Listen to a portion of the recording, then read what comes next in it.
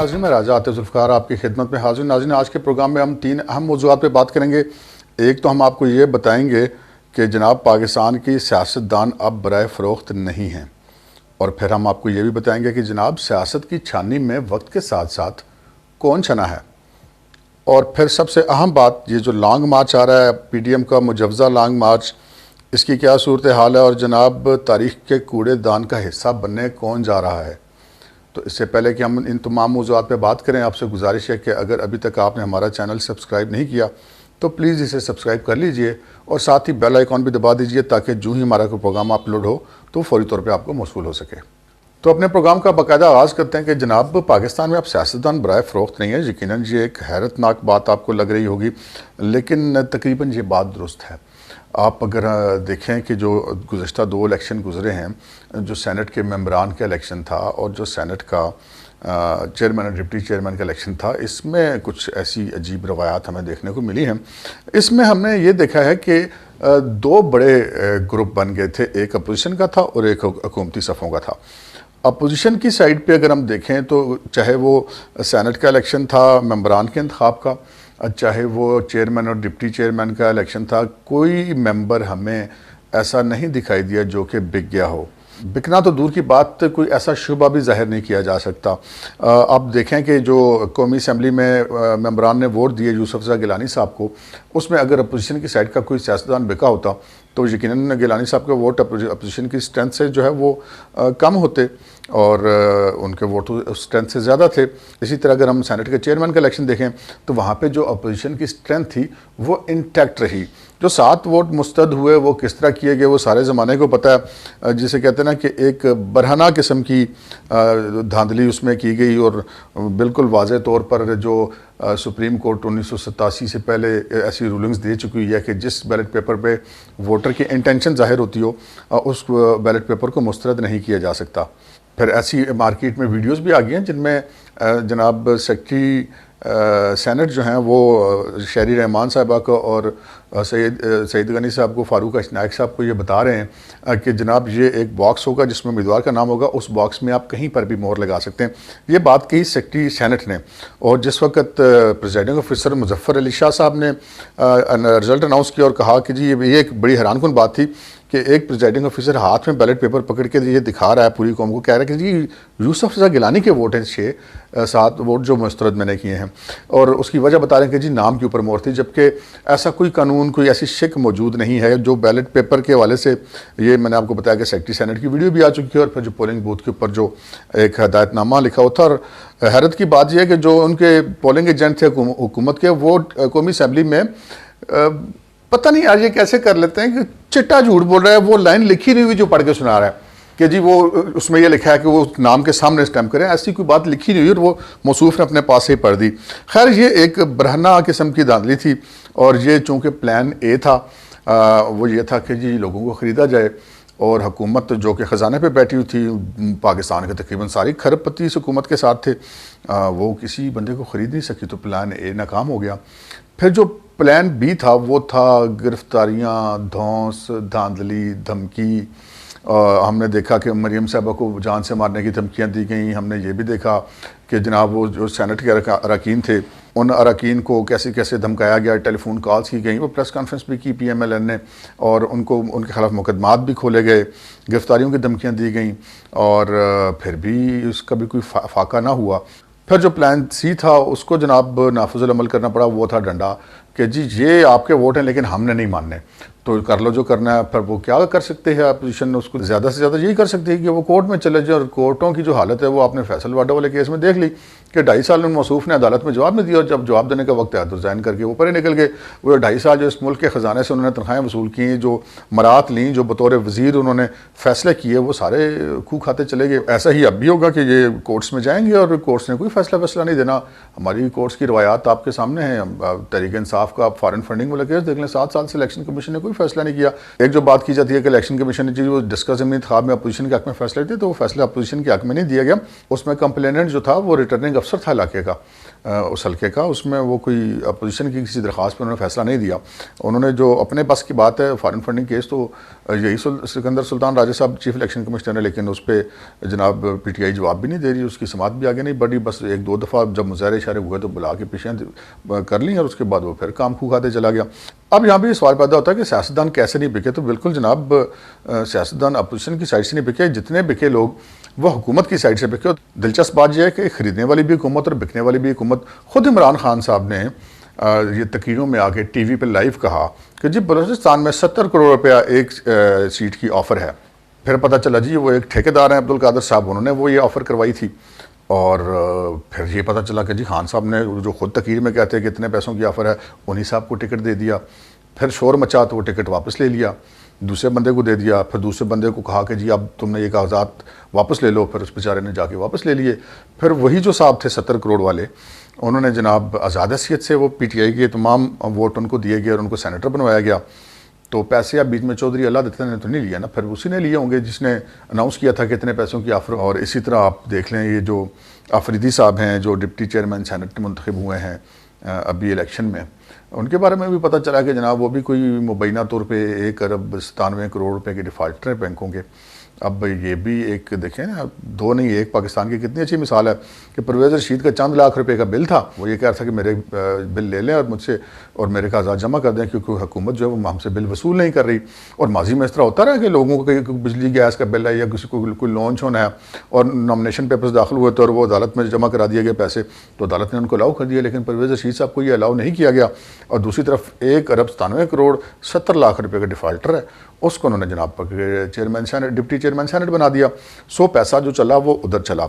उसके अलावा जो जनाब वज़ीर आज़म साहब ने अपनी पार्टी के अरकान को जो 50-50 करोड़ रुपए के फंड्स अनाउंस किए, उसके बीच में काफ़ी सारे पैसे रिलीज़ भी कर दिए। ये क्यों दिए जाते हैं ये सबको पता है, इसमें अब हमें तो कोई बात करने की ज़रूरत नहीं है। उसके अलावा जितने टिकट दिए PTI ने सेनेटर के इलेक्शन में, वो तमाम के तमाम अरबपतियों खरबपतियों को दिए गए। कोई इसमें गरीब आदमी आपको या मिडिल क्लास या लोअर मिडिल क्लास या इवन अपर मिडिल क्लास का भी आदमी उसमें नहीं था। जबकि दूसरी तरफ अपोजिशन में देखें तो वो तमाम के तमाम ऐसे लोग थे जो कि पैसे देकर टिकट खरीदने की इस्तात नहीं रखते थे, वही लोग तमाम सेनेटर बने। सो अब पाकिस्तान के माशरे में अगर देखें हकीकत की नज़र से, हम अगर एक तसब की ऐनक से देखेंगे तो हमें नहीं नज़र आएगा। हकीकत की नज़र यही है कि एक तरफ सिर्फ खरबपतियों को टिकट दिए गए और एक तरफ सिर्फ मिडिल क्लास को टिकट दिए गए। तो इससे पता चलता है कि इस मुल्क में जितना भी सियासी कूड़ा क्रिकेट है वो किस साइड पर इकट्ठा किया गया है। क्या PTI और क्या PTI के इत्तेहादी PTI भी किसने बनवाई, कैसे उस मुर्दा घोड़े में जान डाली गई, MQM किन के कहने पे चलती है और जनाब ये काफली किन के कहने पे चलती है, और ये BAP बाप किसने बनवाई बलूचिस्तान वाली, उसमें कैसे उसमें जान डाली गई वो जिसका सादिक संजरानी साहब का जिससे ताल्लुक़ है। सो ये तमाम जो लोग हैं जो किसी ख़ास एक इशारे पे चलते हैं, वो तमाम के तमाम लोग एक साइड पे इकट्ठे किए गए। और चूँकि इन तमाम लोगों के जो मफादात हैं वो एक दूसरे से बिल्कुल अलग हैं, जैसे कहते हैं ना ये जबरी शादी है जो करवाई गई है हुकूमत के और उसके तादियों की, तो सो फिर वो तो बिकने के लिए भी तैयार हैं और ख़रीदने के लिए भी तैयार हैं। जो जितनी भी खरीद फरोख्त हुई वो तमाम की तमाम हुकूमत की तरफ से हुई और अपने ही मेंबरान के लिए हुई। वो ना तो अपोजिशन ने किसी को ख़रीदा और ना ही अपोजिशन का कोई बंदा ख़रीदने में हुकूमत कामयाब हुई। सो हम ये कह सकते हैं कि इस वक्त जो पाकिस्तान के वो सियासतदान जो कि कंसिडर होते हैं हमारे माशरे में, बासर जो हमारे माशरे में ताकतवर समझे जाते हैं, जिनके रूट्स अवाम के अंदर हैं, वो तमाम के तमाम इस वक्त बराए फ़रोख्त नहीं हैं। जो बराए फ़रोख्त है वो सारे एक तरफ चले गए, वो आपस में एक दूसरे से ख़रीद बेच रहे हैं, उसका बाकी सियासी जमातों से कोई तल्लुक़ नहीं है। इसी तरह हम अगर जमात इस्लामी को देख लें, चाहे वो सेनेट का इलेक्शन मेंबरान का था, चाहे वो चेयरमैन सेनेट का इलेक्शन था, उन्होंने उस वोटिंग में हिस्सा नहीं लिया। इसका मतलब यह है कि जमात इस्लामी के जो अरकान हैं वो भी बिकने के लिए तैयार नहीं है। सो मजमूई तौर पर हम ये कह सकते हैं कि सूरत हाल पाकिस्तान में इस हवाले से बेहतरी की तरफ जारी है। अब सियासतदान के इमेज को जो ख़राब करने की कोशिशें मीडिया के ज़रिए होती हैं वो तो जारी रहेंगी। बात करें कि सियासत की छाननी में कौन कैसे छना, तो मुस्लिम लीग नून जो आमतौर पर एक ड्राइंग रूम की जमात समझी जाती थी, नवाज शरीफ साहब उसको गली महल्ले की जमात उन्होंने बनाया। जब एक आपस में बहुत ज़्यादा माजर आई थी किसी ज़माने में पीपल्स पार्टी की, मैं 90 की दहाई की बात कर रहा हूँ, पीपल्स पार्टी और मुस्लिम लीग नून के दरमियान, तो उस दौरान जब बेनज़ीर साहबा की हुकूमत थी तो मुस्लिम लीग नून के जो पहला इम्तहान आया था वो तहरीक निजात थी और मुस्लिम लीग नून के कारकुनों ने उस इम्तहान को बखूबी पास किया। उसके बाद जब मुशर्रफ साहब ने 99 के बाद टेक ओवर किया तो उसके बाद फिर 9-10 साल वो मातूब जमात रही, लेकिन जो लोग लोग उसके साथ टूट रहे थे वो चले गए, कोई काफ लीग में चले गए, कोई कहाँ चले गए। तो एक बहुत सारे लोग जो हैं वो रह गए मुस्लिम लीग नून के अंदर, जो कि मुस्लिम लीग नून के साथ सेंसियर थे। उसके बाद जब ये 2017 के बाद से ऑनवर्ड अभी तक जो सिचुएशन है कि मुस्लिम लीग नून की क़यादतों को मुकदमात भी बनवाए गए, उनको जेलें भी करवाई गई, उनको सज़ाएँ भी दिलवाई गई, उनको जलावतन भी किया गया, उनको हर तरह के जो है वो धमकियों का भी निशाना बनाया गया, तशद्दुद का भी निशाना बनाया गया, हीरोइन तक डाल दी गई। लेकिन जो मुस्लिम लीग नून के जो लीडरशिप है इस वक्त, चाहे वो ए क्लास की है, बी की है, सी की है, जो इस वक्त तक एग्जिस्ट कर रही है अपनी क़यादत के साथ, वो उस छानी से छन कर निकल चुके हैं। तो जो इक्का दुक्का लोग थे वो इस फिल्ट्रेशन प्लांट से निकल कर फिल्टर होकर आगे इस वक्त पाकिस्तान मुस्लिम लीग नून के अंदर जो उनके अरकान कौमी और सूबाई असम्बली हैं, उनके जो सूबाई और कौमी सतह के अहदेदार हैं, हम ये कह सकते हैं कि वो अपनी पार्टी के साथ सेंसियर हैं। इसी तरह पीपल्स पार्टी को देख लीजिए, पीपल्स पार्टी ने ज़िया साहब के दौर में मार खाई, जब 90s की दहाई में इन्होंने IGI और मुस्लिम लीग नून के हाथों बहुत ज़्यादा जो है वो मुकदमात और गिरफ्तारियाँ बर्दाश्त की। उसके बाद जब इन दोनों पार्टियों ने आपस में देख लिया कि यार एक दूसरे को मार के हमें कोई फ़ायदा नहीं है, तो हमें एक दूसरे को स्पेस देनी चाहिए। उसके बाद फिर मुशर्रफ साहब का दौर आ गया। मुशर्रफ साहब के दौर में कि अगरचे टारगेट पीपल्स पार्टी नहीं थी, और उसके बाद ये 2018 का इलेक्शन भी है, उसमें भी पीपल्स पार्टी टारगेट नहीं थी। अगरचे कि पीपल्स पार्टी को कोई बेनिफिट दानिस्ता तौर पर 2018 का जो एक प्लान था उसमें उनको कोई नहीं पहुँचाया गया, लेकिन चूँकि उनके खिलाफ भी कोई कार्रवाई नहीं की गई, तो पीपल्स पार्टी उस इलेक्शन में PTI के बाद दूसरी बड़ी बेनिफिशरी बन के उभरी कि एक तो उनके सिंध में हुकूमत भी कायम रही, दूसरा उनको पास से सूबाई असम्बली में और कौमी असम्बली में उनको पहले से ज़्यादा सीटें भी मिल गई। इसका सिला पीपल्स पार्टी ने एस्टेब्लिशमेंट को ये दिया कि जनाब जिस वक्त इससे पिछला इलेक्शन होता चेयरमैन और डिप्टी चेयरमैन सेनेट का, तो उन्होंने अपना डिप्टी चेयरमैन सेनेट बनवा कर इस्टेब्लिशमेंट के उम्मीदवार सादिक सिंह जिलानी को जिताने में अहम किरदार अदा किया। तो उसके बाद जब सदारती इलेक्शन होता है, पाकिस्तान पीपल्स पार्टी ने उस वक्त जो है वो मुबैना तौर पर जो अपोजिशन के वोट थे उनको मुनकसम करने में अपना किरदार अदा किया, और एक मुबैना तौर पर कहा जाता है कि उन्होंने इस्टेब्लिशमेंट के लिए सर्विस की। लेकिन उसके बाद जो है पीपल्स पार्टी जब ये देखा मुस्लिम लीग नून ने अपनी सारी जदोजहद की, तो पीपल्स पार्टी जो है वो अपोजिशन में उनको आना पड़ा। कि अब जो PDM है उसमें जो असल PDM की ताकत है वो तो पाकिस्तान मुस्लिम लीग नून है, जो सबसे बड़ी पार्टी है, मियां नवाज शरीफ जिसके कायद हैं, और जो उनकी क़यादत है वो मौलाना फजल रहमान साहब जैसे सीजन पॉलिटिशियन के हाथ में है। तो अब जो मौलाना फजल रहमान साहब और नवाज शरीफ साहब जो है वो एक एक्सट्रीम लेवल ले रहे थे। उनको उनका ये कहना था कि जनाब हमें हुकूमत पर और इस्टेब्लिशमेंट पर एतमाद नहीं करना चाहिए और हमें इनके खिलाफ तहरीक चलानी चाहिए। लेकिन आसिफ अली ज़रदारी साहब ने जो है वो ये यकीन दिलवाया मौलाना फजल रहमान साहब को और नवाज शरीफ साहब को कि नहीं, मामलात अब बेहतर हो रहे हैं, आप मुझे मौका दें। और उन्होंने उनको पूरा मौका दिया, और मौके के बाद उन्होंने देख लिया आसिफ अली ज़रदारी साहब ने कि उनके साथ एक दो फिर चीटिंग की गई। उससे पहले इनसे कमिटमेंट किए गए थे गिलगित बल्तिस्तान के इलेक्शन में, वहाँ पर भी उनके साथ मुबैना तौर पर चीटिंग की गई।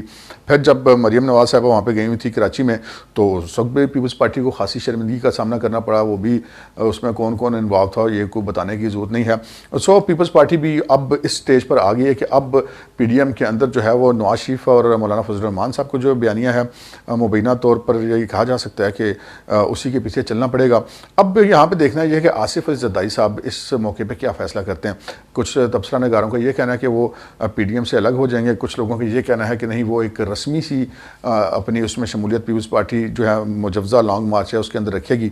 लेकिन यहाँ पर एक चीज़ तय है, और वो चीज़ तय की थी ज़िमनी इंतखाबात में। ज़िमनी इंतखाबात में देखा गया कि एक पिक्चर ट्रेलर चल गया आइंदा आने वाले इलेक्शन का, कि आइंदा आने वाले इलेक्शन में क्या हो रहा है। क्योंकि पब्लिक जो होती है वो तो पब्लिक होती है, उनको इस चीज़ से कोई दिलचस्पी नहीं होती कि कौन उम्मीदवार जो है वो इस्टेब्लिशमेंट का है, कौन हुकूमत का है, कौन अपोजिशन का है। उनको तो जो दुरुस्त नज़र आएगा, जो उनको किसी के खिलाफ गुस्सा निकालना होगा वो भी निकालेंगे। अगर किसी के साथ उनको हमदर्दी है तो उस हमदर्दी को भी वो भी पे करेंगे। उनको जो उम्मीदवार बेहतर नज़र आएगा तो उसको वोट करेंगे। तो ये ज़िमनी इलेक्शन था, इसने आइंदा आने वाले इलेक्शन की पिक्चर दिखा दी है। आइंदा आने वाले इलेक्शन में वही पार्टी कामयाब होगी जो कि इस तहरीक का हिस्सा बनेगी, ये बज़ाहिर ऐसा दिखाई दे रहा है। तो आसिफ अली ज़रदारी साहब बहुत समझदार सियासतदान है, बहुत ज़ीरक सियासतदान है। उन्होंने अपनी एफर्ट कर ली, उन्होंने अपनी कोशिश पूरी कर ली, और उन्होंने इस्टेब्लिशमेंट से भी कहा कि जी मैं इनको समझाता हूँ, और उन्होंने समझाया और उनको रोका कि वो किसी का नाम ना लें। लेकिन फिर यही मामला हुआ, अब मरियम साहिबा को फिर धमकियाँ दी गई, तो नवाज शरीफ साहब ने फिर नाम ले लिए। फिर जो एक ऐसी इल्ज़ामात अपोजिशन की तरफ से सुनने में आ रहे हैं कि जनाब ऐसी मुदाखलत हो रही है इलेक्शन में और लोगों को कंटेनरों में बंद किया गया या अगवा किया गया। ये खैर एक काबिल तफ्तीश बात है कि ऐसा कौन कर रहा है। कहीं ऐसा तो नहीं है कि ये चूँकि इस्टेब्लिशमेंट के ऊपर ऐसे इल्ज़ामात लगते हैं, तो हो सकता है कि हुकूमत की कोई सिविलियन एजेंसी कोई ऐसा कर रही हो और उनको पता है कि ये इल्ज़ाम तो उधर ही जाएगा सारा। तो इसमें तो फिर खान साहब का फ़ायदा तो इसी में है कि ये हुकूमत वो 5 साल पूरे करे, क्योंकि अगर ये वो एक्सपोज हो जाते हैं कि जिन वो कुछ बीच में चीटिंग कर रहे हैं तो फिर उनको हुकूमत से हाथ धोने पड़ सकते हैं। सो उस ज़िमनी इलेक्शन के बाद ये तय हो गया कि आइंदा इलेक्शन में क्या होने वाला है। तो उसके बाद फिर खान साहब के हाथ पांव फूल गए, तो फिर वो उनको उनके जो इस्टेब्लिशमेंट में उनके सरपरस्त थे उन्होंने उनकी मदद को आए, वो कौमी असम्बली में भी उनको वोट दिलवाए और उसके बाद सेनेट के इलेक्शन में भी। अब ये देखें दिलचस्प बात क्या है कि जहाँ पे जो इलेक्शन है वो कराया इलेक्शन कमीशन ऑफ पाकिस्तान ने, जहाँ पर रिटर्निंग अफसर कोई सरकारी अफसर था, कोई जज था या जो भी था, तो वहाँ पर तो हुकूमत को शिकस्त हुई। और जहाँ पे अब एतमाद का वोट ले देख लीजिए, वहाँ पे रिटर्निंग अफसर कौन था? स्पीकर कौमी असम्बली खान साहब का अपना आदमी। जहाँ पे चेयरमैन सेनेट के इलेक्शन में जो मेंबर रिटर्निंग अफसर था वो कौन था? वो GDA का मेंबर सेनेट का। और तो जहाँ पे तो वोट गिनने वाले बंदे खान साहब के अपने थे, वहाँ पे खान साहब को कामयाबी हुई, और जहाँ पे वोट गिनने वाले अपने नहीं थे वहाँ पर उनको नाकामी हुई। सो ये तो साबित हो गया खान साहब जो न्यूट्रल एम्पायर की मौजूदगी में इलेक्शन लड़ने की एहलियत नहीं रखते। अब सिचुएशन ये है कि मामला बिल्कुल क्लियर हो गए हैं, अपोजिशन के ऊपर बिल्कुल वाजे हो गया कि जनाब उनको बिल्कुल कोई उम्मीद किसी तरफ से नहीं रखनी चाहिए कि वो कोई जमहूरी अमल के लिए कोई बेहतरी कहीं से आएगी, या उनको अगर वो कोई जमहूरी जदोजहद करते हैं तो उनको उसका कोई सिला मिलेगा। तो सो उनके पास अब एक लास्ट ऑप्शन लॉन्ग मार्च का ही है, और लॉन्ग मार्च में जो लोग शरीक होंगे अगले इलेक्शन में भी वही लोग कामयाब होंगे। इस लॉन्ग मार्च को करना कोई आसान बात नहीं है, यकीनन इसमें हुकूमत अपना पूरा जोर लगाएगी। ये जैसे मरीम साहबा के ज़मानत की मनसूखी के लिए वो जो चेयरमैन नैब है वो मुबैना तौर पे सरतापा वाले, उन्होंने अचानक जो है वो एक दरख्वास्त दे दी है हाई कोर्ट में कि जनाब इनकी ज़मानत कैंसिल की जाए। इससे पहले उनको काफ़ी अच्छे से ज़मानत थी, याद नहीं आ रही थी। अब बच्चों के इलेक्शन के बाद उनको नज़र आ रहा है कि अब लॉन्ग मार्च तो होना ही होना है, तो सो मरीम साहबा को इस लॉन्ग मार्च से आउट करने की कोशिश की जाएगी, लेकिन ऐसा करने से कोई फ़ायदा हुकूमत को होने वाला नहीं है। मरीम साहबा अंदर होंगी या बाहर होंगी उससे कोई फ़र्क नहीं पड़ता, लॉन्ग मार्च तो होगा, क्योंकि जो इस लॉन्ग मार्च का हिस्सा नहीं बनेगा वो पाकिस्तान की सियासी तारीख के कूड़ेदान में चला जाएगा।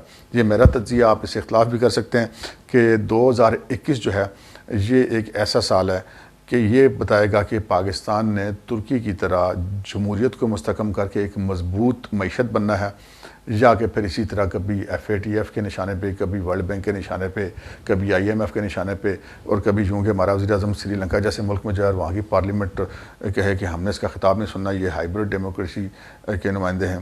तो ये सिचुएशन पाकिस्तान के लिए फिर ऐसी ही चलेगी, या फिर ये लोग तारीख़ के कूड़ेदान में चले जाएंगे और पाकिस्तान में जमहूरी इक़्तिदार सुरखरू होंगी। आज के प्रोग्राम में इतना ही, इजाज़त दीजिए, अल्लाह।